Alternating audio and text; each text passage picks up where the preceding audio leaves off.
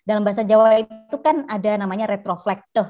Jadi kayak batuk, kayak Bali tuh bahasa Bali teh, kutuk gitu ya. Nah itu anak-anak Jawa, anak-anak kita udah nggak bisa lagi itu, gitu.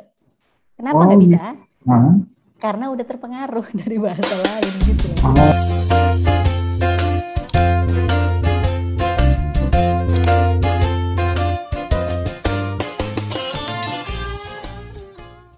Selamat sore, sahabat literasi, salam sehat, salam semangat. Terima kasih untuk tetap stay tune di podcast literasi komunikasi. Satu podcast yang mencoba bercerita tentang perjuangan anak negeri dalam mengarungi studi mereka di dalam dan di luar negeri. Teman-teman ini orang-orang hebat yang tidak hanya berhasil melewati proses pendidikan, tapi juga mereka berproses juga untuk bisa mengimplementasikan pendidikan yang mereka sudah nikmati, sudah kecam, itu sudah mereka dapatkan di kampus ternama itu, lalu mereka coba implementasikan di dalam negeri di Indonesia. Kali ini kita akan berbicara dengan sahabat saya, Mbak Evi Nurul. Langsung kita sapa beliau. Selamat sore, Mbak Evi. Apa kabarnya? Selamat sore, Bang Raja. Mungkin panggilannya pendek aja, Evi begitu ya. Oke, Mbak Evi. Ya, sehat ya, Mbak ya? Ya. Ini Mbak lagi. Alhamdulillah. Iya, Mbak lagi di luar angkasa kan ini? Iya, ini kayak mimpi saya. Keren banget gitu. Mimpi kedua saya setelah melesaikan dokter nih mau keluar angkasa nih kayaknya. Oh gitu, sebagai astronot ya. Ya, kalau saya di perpustakaan nih Mbak Ci ya, kelihatan agak belajar gitu loh, serius. Oh, sesuai dengan ininya ya, literasi gitu ya. Iya, ya kan supaya agak-agak nyambung dikit gitu lah. Oke. Iya. Mbak Evi, kami boleh dong diceritain sedikit tentang perjalanannya Mbak Evi dalam studi, karena beberapa waktu lalu saya dengar Mbak Evi baru selesai program doktor ya, sahabat literasi. Ini beliau seorang doktor ini yang luar biasa, dan nanti kita tanya sendiri langsung aja, studi di mana sih Mbak dan kampus apa, lalu kenapa pilih program itu? Iya. Sebetulnya nih Bang Raja mungkin kalau kasus saya itu agak berbeda ya terkait pemilihan kampus. Jadi saya baru selesai studi doktor dari National University of Singapore. Jadi deket-deket aja, cuman selompatan katak. Tetangga ya? Singapura. Tetangga sini aja. Mungkin lebih jauh ke Depok ya daripada ke Singapura gitu ya. Betul. Nah ini dari Singapura itu baru tahun lalu, mungkin akhir tahun lalu ini resminya selesai, tapi kemudian lebih resminya dalam arti wisuda begitu ya, itu awal tahun ini gitu menerima ijazah secara resmi. Kalau tadi Bang Raja nanya kenapa sih milih Singapura gitu kan? Mungkin selama ini orang menganggap Singapura itu adalah kita ke sana untuk belanja sebenarnya ya. Mungkin ya orang di benak orang gitu ya. Ini surganya belanja itu di Singapura. Nah itu Mbak juga foto-foto di Merlion Mbak. Oh gitu ya. Iya. Iya mungkin gitu ya. Tapi mungkin tidak banyak orang yang tahu kalau kita juga bisa belanja ilmu di sana gitu maksud saya. Nah untuk kasus saya ini Bang Raja, mungkin yang tadi saya bilang agak berbeda adalah terkait pemilihan kampus. Satu, banyak orang tuh secara memilih kampus untuk studi S3 itu cukup ideal. Ideal dalam arti misalnya gini, satu, aku ingin berada di bawah bimbingan Profesor A, B, C, sehingga dia mengejar negara di mana beliau mengajar gitu ya. Kalau profesor itu mengajar di Eropa, saya ke sana gitu. Atau di Australia, saya ke sana. Nah, atau bisa juga ada yang ingin mengejar tadi ya, terutama keilmuan. Misalnya bagusnya kalau bidang saya itu bagus di linguistik, terutama saya linguistik backgroundnya, itu di Eropa sebetulnya Bang Raja, bagusnya di sana. Artinya cukup segar gitu ya di sana.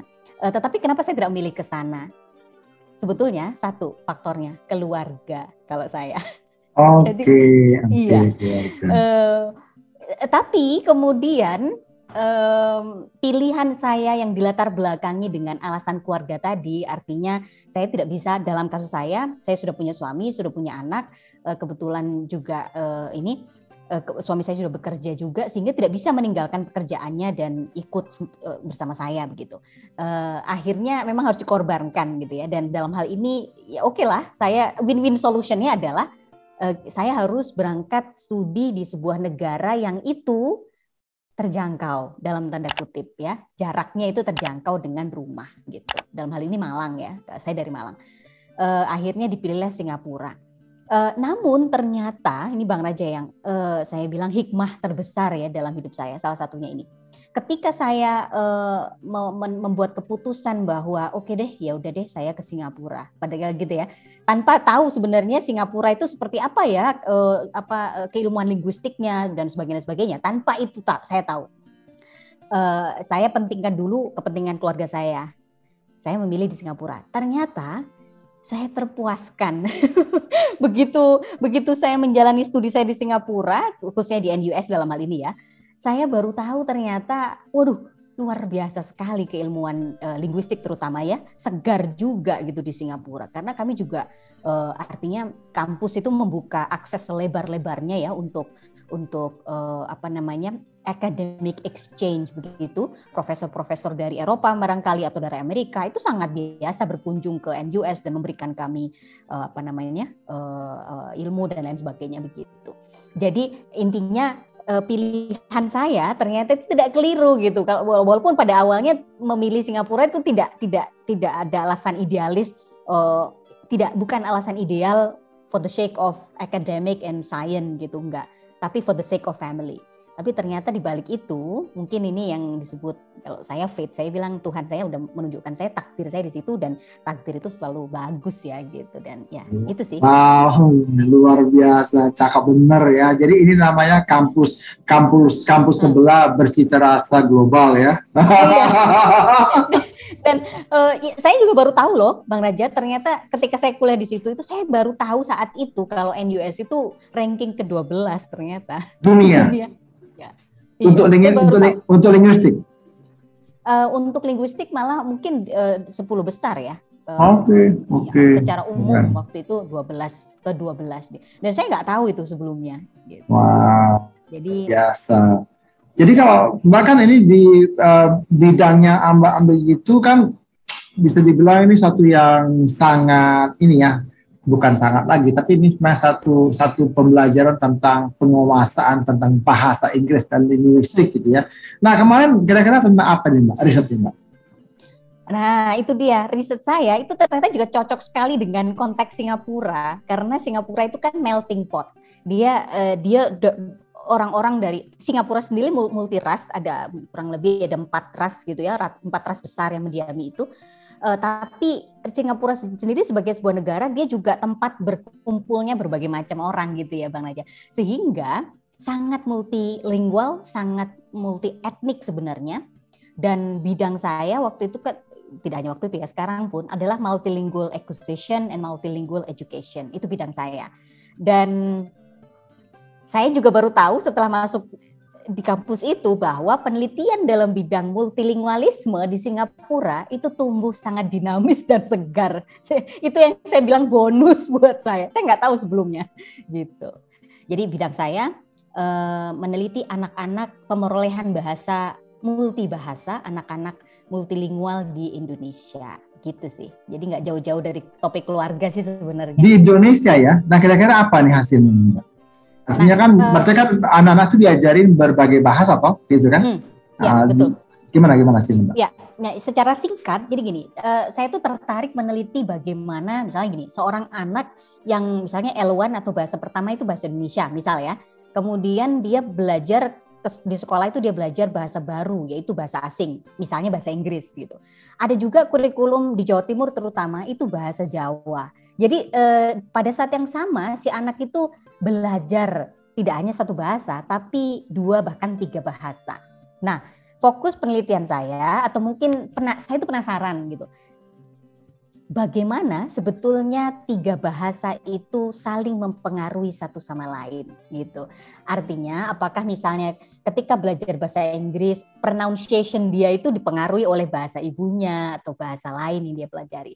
Begitupun ketika dia belajar bahasa daerah, itu apakah bahasa Indonesia dan bahasa asingnya itu seberapa besar dia berpengaruh. Nah, kurang lebih begitu sih. Ya, jadi apa ya? Mungkin multi-directional acquisition process ketika anak-anak itu belajar beberapa bahasa. Jadi Ya, seperti itu sih kurang lebih. Nah, kalau lebih simpel lagi, kira-kira setelah anak menguasai atau belajar tentang berbagai bahasa Ya, itu, kira-kira apakah akan mempengaruhi dirinya atau seperti apa? iya ya. Dah ternyata sangat ya Bang Raja. Temuan saya misalnya gini ya, konteks penelitian saya fokus pada bagaimana anak itu belajar bahasa Jawa dan bahasa Inggris ya.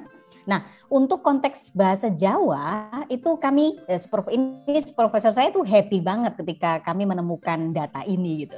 Artinya anak-anak itu cenderung mengalami bahasa Jawanya itu cenderung mengalami pergeseran fonologis. Jadi ada semacam fitur bahasa dalam bahasa Jawa itu yang tidak lagi bisa diperoleh dengan sempurna oleh anak-anak ini. Kenapa? Itu tadi, karena dia terpengaruh oleh bahasa Inggris dan bahasa Indonesia. Jadi ibarat kata gini, contohnya aja deh Bang Anja, misalnya dalam bahasa Jawa itu kan ada namanya retrofleks tuh. Jadi kayak batuk, kayak Bali tuh, bahasa Bali tuh, kutuk gitu ya. Nah itu anak-anak Jawa, anak-anak kita udah nggak bisa lagi itu. Gitu. Kenapa nggak bisa? Karena udah terpengaruh dari bahasa lain gitu loh. Oke. Tapi itu dampaknya positif atau negatif tuh, Mbak? Oh, sangat negatif dong. Artinya, sangat negatif. Iya, artinya ketika anak-anak kita sudah tidak bisa lagi memperoleh satu fitur yang itu penting dalam bahasa Jawa, ya udah bisa ketebak nanti bagaimana sebetulnya arah bahasa Jawa itu sendiri. Artinya bahasa Jawa itu makin berubah bentuknya, atau mungkin anak-anak kita tidak lagi memilih itu sebagai bahasa yang penting untuk dipelajari karena mungkin kok rumit dan lain sebagainya. Dan itu mungkin bisa yang paling buruk bisa mengancam keberlangsungan bahasa Jawa sebagai bahasa daerah. Itu sih ininya. Jadi efeknya itu sebetulnya pada pemertahanan dan pergeseran bahasa gitu Bang Raja. Nah loh, ini satu hal serius lagi nih Mbak, karena ternyata kan di Indonesia juga banyak sekolah-sekolah, bahkan itu setiap daerah itu punya namanya MULOK ya, mutan lokal yang kemudian memberikan pembelajaran bahasa daerah setempat. Misalnya let's say ketika anak saya itu kami tinggal di Jakarta tapi dia sekolah di Bekasi itu kan Jawa Barat tuh, dia mendapat 4 bahasa Mbak.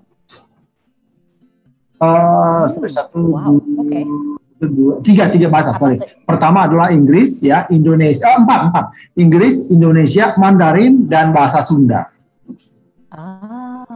Wow. Nah, oke. Nah, jadi itu cukup serius karena ya terus terang misalnya begini, anak saya ketika dia belajar bahasa Jawa ya kan karena studi kami di Jogja, anak kami pindah ke Jogja, mereka kemudian sekolah di Jogja yang notabene akan yang notabene memberikan pembelajaran bahasa Jawa. Jawanya itu Jawa Inggil Kromo gitu ya. Nah, itu tuh ada rasa itu sampai kemudian dia benar-benar hampir confused banget gitu karena setelah ini dia harus belajar bahasa Inggris yang memang berbeda jauh gitu. Nah, terus apa dong solusinya Mbak? Apakah artinya bahasa-bahasa ini harus dimulai dipilah atau seperti apa Mbak? Iya. Nah, itu implikasi penelitian saya misalnya ya, itu tuh memang untuk kepedagogi sih Mas. Artinya untuk apa itu Bang Raja, untuk mungkin pada level ini belum sampai memberikan istilah gini ya, memberikan saran bagi policy ya dalam tataran policy atau kebijakan. Tapi ini tuh pilot project sebenarnya menuju ke sana gitu. Artinya kalau kita kemudian mencermati, misalnya dari hasil penelitian itu sudah terlihat bahwa hasil pembelajaran bahasa Jawanya ternyata seperti ini ya gitu, dan peran dari bahasa lain itu seperti ini loh. Peran dari bahasa Inggris itu seperti ini, bahasa Indonesia itu seperti ini ketika si anak itu belajar bahasa Jawa.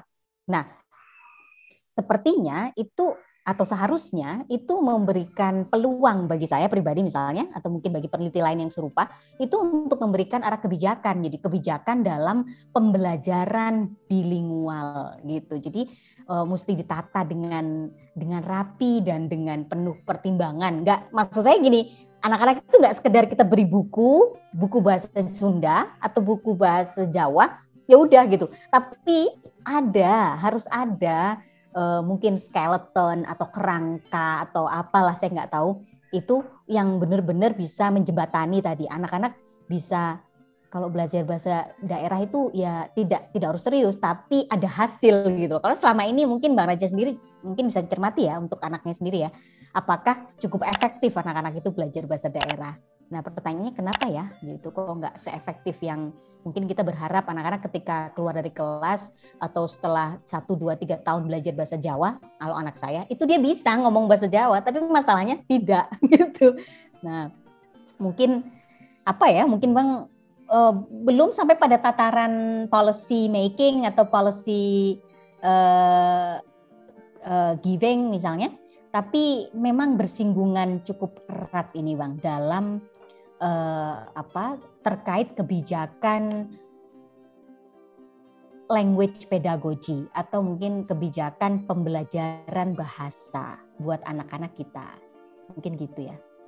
Berarti di masa depan, artinya dalam beberapa waktu ke depan memang harus dirancang ya satu kebijakan yang bisa dipersiapkan untuk hal ini. Karena kalau kita kan Indonesia dikenal sebagai negara yang multi etnis ya, kita juga multilingual, kita juga multikulturalisme gitu kan. Nah, maksud saya ini kan satu kekayaan bahasa juga ketika kita punya beragam bahasa gitu. Tapi kalau kemudian pada akhirnya hasil penelitian tadi Mbak Evi menyebutkan ini berdampak negatif, maka ya harus dipikirkan dengan serius gitu ya. Oh iya.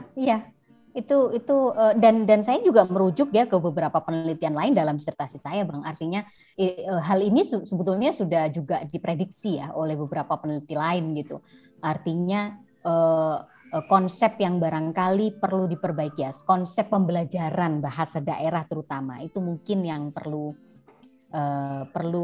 mungkin dilihat ulang kali ya, atau dikaji ulang barangkali gitu.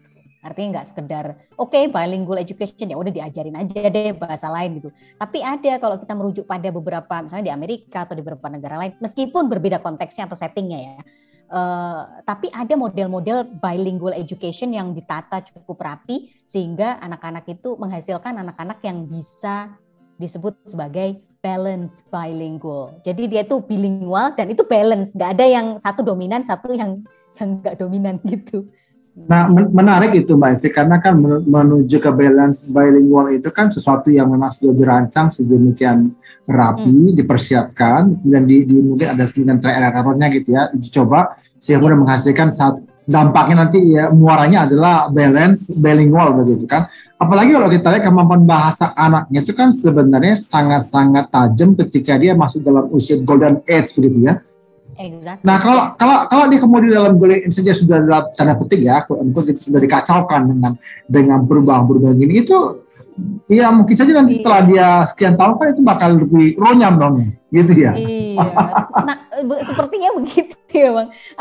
Tapi ya saya kurang tahu ya titiknya di mana ya Bang. Artinya yang rumit yang perlu diperbaiki itu dari mana gitu, karena di satu sisi pembelajaran bahasa itu juga barangkali tidak termasuk ke dalam sektor yang penting gitu ya, kalau kita lihat itu maksudnya gitu.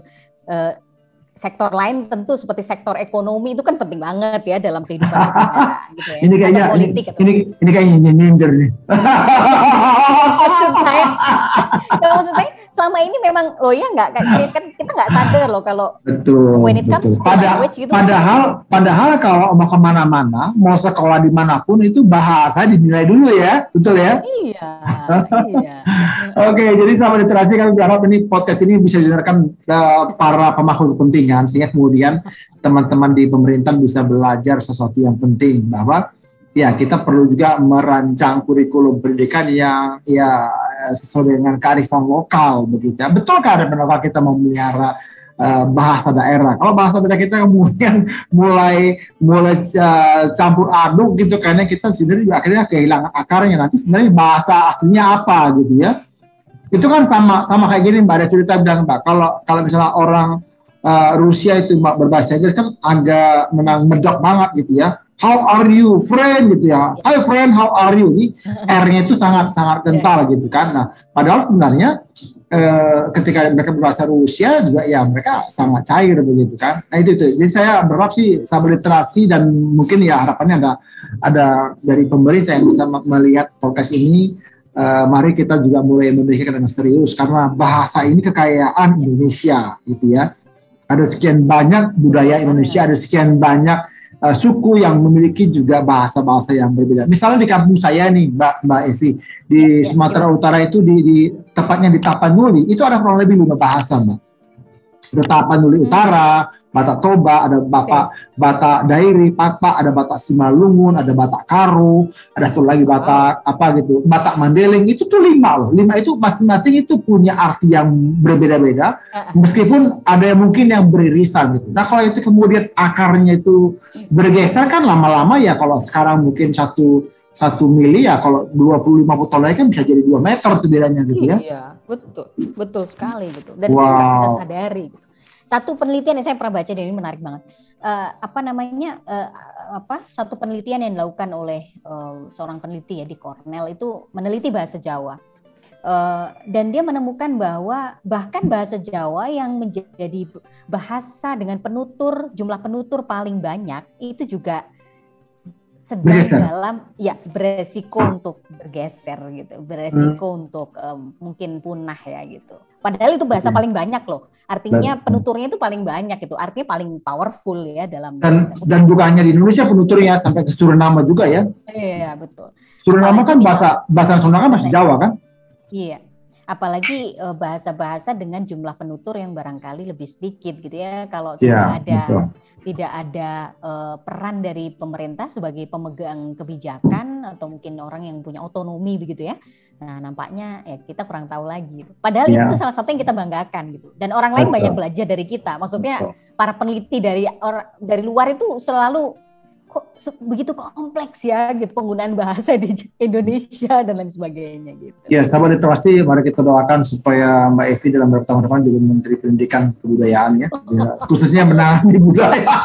Ya dong, kita boleh bermimpi dong, kenapa tidak begitu kan? Artinya kita harus serahkan pada ahlinya, itu kata Pak Fauzi Bowo gitu ya, supaya benar-benar ini dipelihara dengan baik itu. Ini satu kekayaan alam, kekayaan Indonesia yang memang tidak ada dimanapun begitu ya.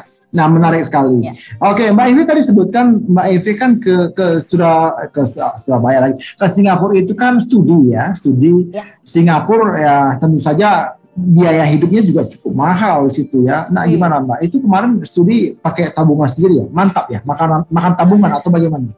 Dari mana pembiayaannya, Mbak? Ada istilah baru ya, mantap. Ada, mantap, makan tabungan. Kemarin gimana, Mbak? Itu dapat pembiayaan dari mana? Waduh. Saya sih dapatnya dari the one and only ya, LPDP. Gitu. Apa itu Mbak? LPDP? Lembaga Pengelola Dana Pendidikan. Iya, Dana Pendidikan Republik Indonesia ya. Sepertinya Abang juga mendapat dari LPDP bukan? Oke. Ya. Itu rahasia kita Mbak. Nah, oke deh. Tapi artinya Mbak Evi dapat dari LPDP untuk studi ke Singapura. Ya, saya didanai oleh LPDP. Waktu itu ini ada cerita di balik itu juga. Saya sebetulnya mendaftar LPDP itu 2 kali, Bang. Jadi pertama kali itu gagal. Sama-sama di pendaftaran pertama itu di akhir 2015 saya gagal. Kemudian saya mencoba lagi di awal 2016. Dan alhamdulillah berhasil. Nah, saya sempat melakukan riset kecil. Kenapa dalam pendaftaran saya yang pertama itu gagal? Dan itu saya perbaiki di kedua. Ya agak-agak riset ini aja sih gitu, ringan-ringan aja gitu. Iya begitu sih ceritanya. Nah, alhamdulillah sih yang kedua diberi dana ya oleh LPDP. Dan luar biasa supportnya sangat from A to Z, nampaknya juga di cover ya gitu. Jadi kemarin bawa keluarga ke Singapura atau sendiri? Sendiri karena tidak cukup ya. Tidak, walaupun ada dana keluarga, ada tunjangan keluarga. Ada family allowance ya. Nampaknya belum ramah dalam hal ini ya. Belum ramah. Kebijakannya Singapura berbeda, Bang. Dalam hal membawa keluarga itu sangat ketat. Mereka maklum ya, mereka mempertimbangkan tempat tinggal dan banyak lah ya, tidak seluas Indonesia yang bisa kos di mana aja gitu. Di Singapura kan membatasi juga pendatang gitu ya, tempatnya udah nggak ada mungkin ya. Jadi sebisa mungkin sepertinya mereka hanya membiarkan masuk itu dengan syarat yang sangat-sangat ketat gitu. Jadi saya nggak bisa membawa keluarga. Satu alasan tadi regulasi Singapura yang cukup ribet begitu untuk saya membawa keluarga. Yang kedua memang secara finansial belum cukup rasanya ya. Jadi artinya keluarga yang mungkin mobile ya ke Singapura ya? Ya betul. Ya, Oke. Jadi menarik sekali ya sahabat literasi dengan LPDP itu di pembiayaannya itu dari mulai A sampai Z ya, mulai dari tiket berangkat, ada kemudian juga biaya kehidupan, living allowance, ada juga family allowance, ada juga biaya buku, biaya riset dan seterusnya begitu. Ini perlu teman-teman cari tahu karena ini memang adalah uang negara, uang dari masyarakat Indonesia yang ditujukan bagi pendidikan Indonesia. Jadi siapapun kita berhak mendapatkan ini. Tentu saja syaratnya ada harus lulus dari berbagai syarat yang ditetapkan oleh LPDP. Nah, kira-kira Mbak Evi nih, apa pesan-pesan dan persiapan yang perlu dilakukan, ya pesan yang Mbak Evi sampaikan ke teman-teman ke sahabat literasi agar mereka melakukan persiapan-persiapan yang seperti apa supaya bisa lolos LPDP? Monggo Mbak. Oh gitu ya, ini khususnya supaya lolos LPDP ya Bang ya? Oh. Ya, tapi terserah, mau beasiswa lainnya, dia kan kita mendorong supaya teman-teman itu punya frame yang jelas bahwa beasiswa itu kan buahnya LPDP, di mana aja bisa. Tapi kan secara prinsip ada persiapan yang harus dilakukan. Nah, pesan-pesan Mbak Evi apa? Monggo Mbak. Sebetulnya kalau yang saya belajar dari pengalaman saya pribadi nih ya Bang ya saya kurang tahu orang lain punya perspektif yang berbeda mungkin ya. Satu sih menurut saya persiapan yang matang. Persiapan dalam hal ini adalah begini. Ketika waktu itu saya flashback, ketika ingin melanjutkan studi itu saya melihat ada dua arah. Satu, saya harus apply ke universitas itu ya kan, yang dituju itu it's a different story kan, itu satu story sendiri gitu, itu satu folder sendiri gitu. Nah folder lain itu adalah penyiapan saya untuk mendapatkan sponsorship, yaitu waktu itu LPDP. Nah untuk sisi pendaftaran ke universitasnya waktu itu ke Singapura, karena saya tuh khususnya untuk studi doktoral itu menurut saya ya, ini kacamata saya, itu yang paling dipentingkan itu adalah kematangan rencana riset. Itu. Jadi risetnya apa sih gitu.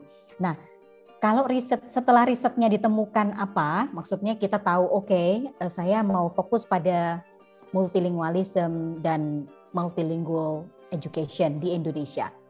Setelah itu baru tahap berikutnya adalah memastikan bahwa kampus itu memiliki pakar dalam bidang itu. Karena kalau kita mau apply ke NUS misalnya untuk satu topik, mereka akan tanya topik risetmu apa.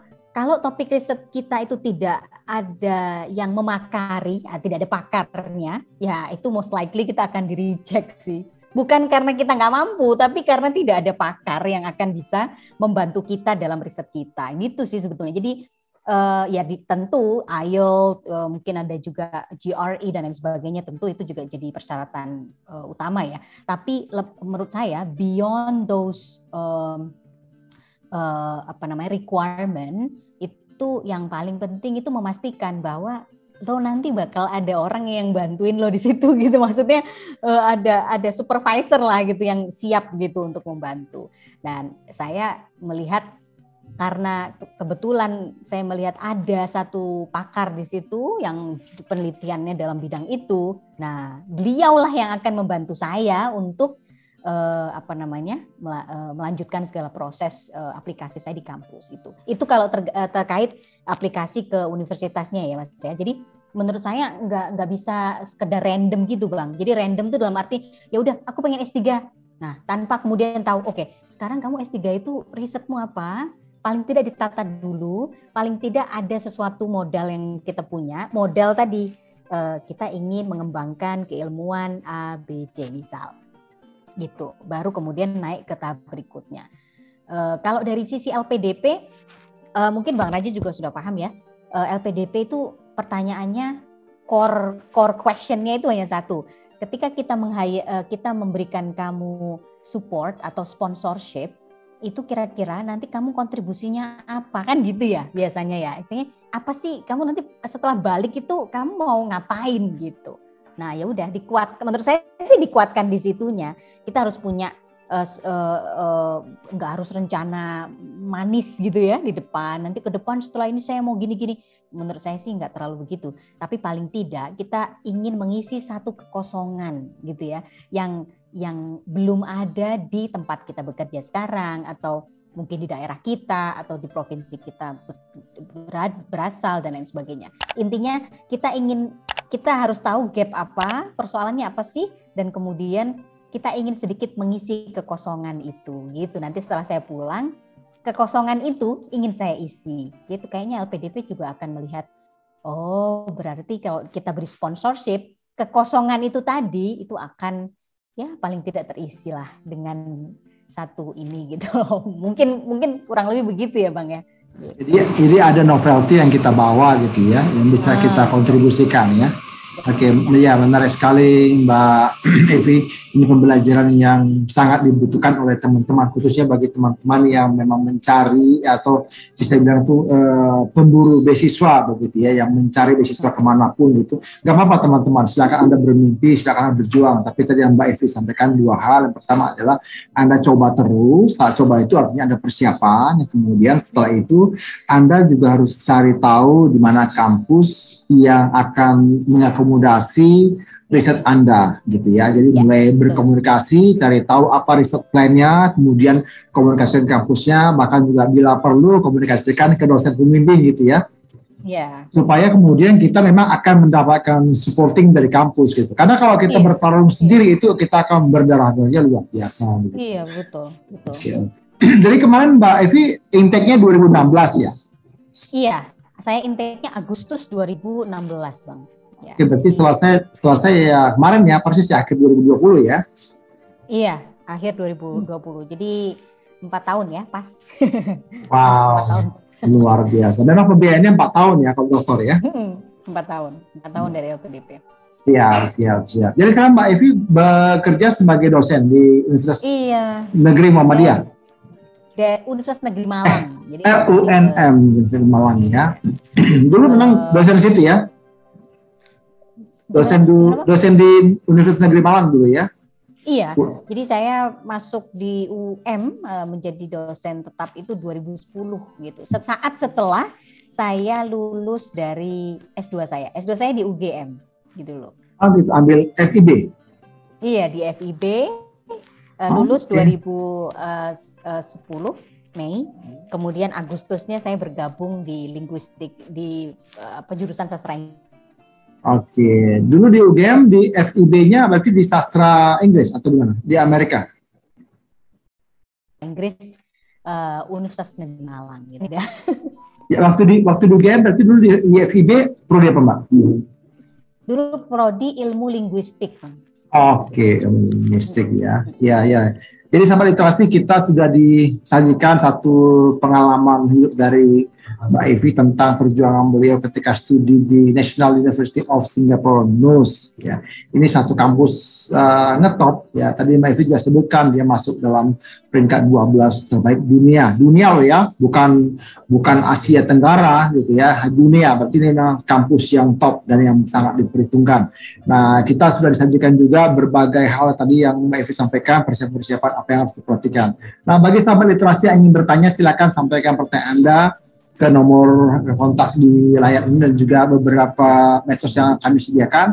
Kami akan merespon sesegera mungkin, dan jika Anda ada pertanyaan-pertanyaan yang ditujukan kepada Mbak Evi, monggo kami akan coba teruskan ke beliau. Mohon nanti Mbak Evi bersedia ya Mbak ya meresponnya. Intinya sekali lagi kita berbagi apa yang kita pernah alami kepada teman-teman supaya teman-teman makin bersemangat meskipun bermimpi. Ayo kita wujudkan sama-sama supaya Indonesia menjadi lebih baik. Oke, terima kasih Mbak Evi. Ya, gimana? Dan satu lagi Bang, ini kita mau promosi di YouTube-nya Abang ya. Oke, siap. Saya juga punya kanal YouTube ya, Bahasa dan Kita namanya. Jadi Bahasa dan Kita ya. Iya, jadi itu ngobrolin tentang praktek penggunaan bahasa daerah sehari-hari, tidak hanya bahasa daerah. Dan itu kami narasumbernya juga dari seluruh Indonesia gitu ya. Kita wawancari teman-teman dari berbagai daerah. Beberapa saat nanti kami juga akan ada narasumber dari Batak juga, teman dari sana. Bicara topiknya tentang lagi-lagi tidak jauh dari riset saya, Bang, multilingualisme di Indonesia. Cakep. Mohon maaf nih ya, Bang ya. Siap, bagus. Berarti bahasa dan kita ya. Ya. Oke, bahasa dan kita. Jadi sahabat literasi juga nanti boleh masuk ke ini, ke lihat itu, pelajarin juga. Karena kita perlu tahu kan tentang berbagai informasi. Barangkali ada sahabat literasi yang tertarik kepada linguistik. Nah, itu kan salah satu informasi yang makin mempertajam Anda nantinya. Begitu ya, Mbak ya? Wah, cakep sekali. Beginilah kalau sesama pembelajar ya, terus belajar gitu. Nggak pernah selesai ya, Mbak ya. Oke, ya Mbak Evi, terima kasih sebelumnya Mbak Evi untuk waktunya. Salam sehat, salam hormat untuk keluarga. Sahabat literasi, saya Raja Nadi Tepulu pamit undur. Salam sehat.